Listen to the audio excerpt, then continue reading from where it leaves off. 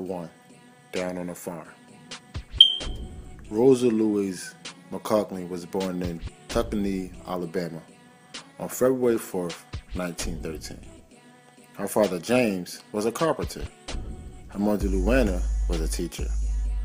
Rosa was very small for her age. She was often sick with a sore throat. She had to spend a lot of time in bed.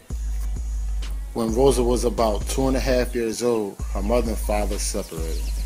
Rosa moved to Pond Level, just outside of Montgomery, Alabama. There she lives on her grandparents' farm with her mother and little brother, Sylvester. She liked the farm.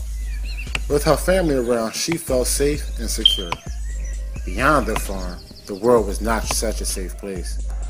Some white people living nearby belonged to a group called the Complexe Clan. They wore white robes and hoods to cover their faces.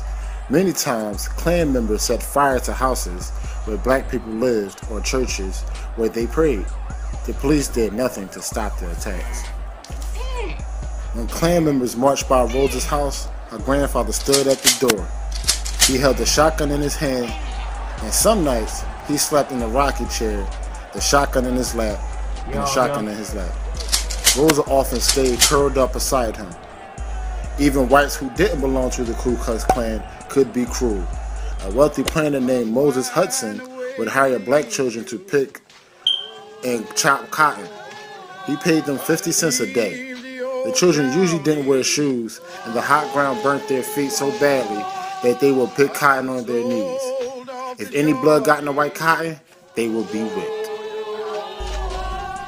Even so, Rosa did not mistrust all white people. There was an old white woman in Pond Level who used to take her bass fishing. This woman was kind and polite to Rosa and her grandparents. She treated them as equals. There was a white soldier who always patted her on the head whenever he came through town. Even a small gesture like this was unusual. As she grew older, Rosa began to pity the whites who called her names or threw rocks at her.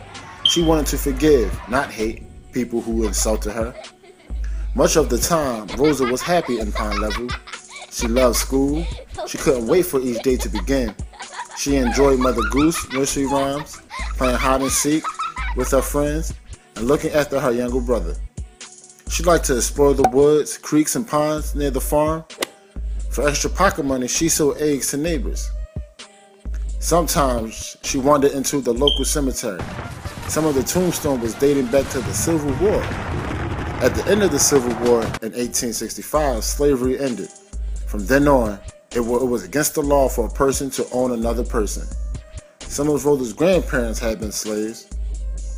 Now, even though they were poor and often mistreated, Rosa's family was free.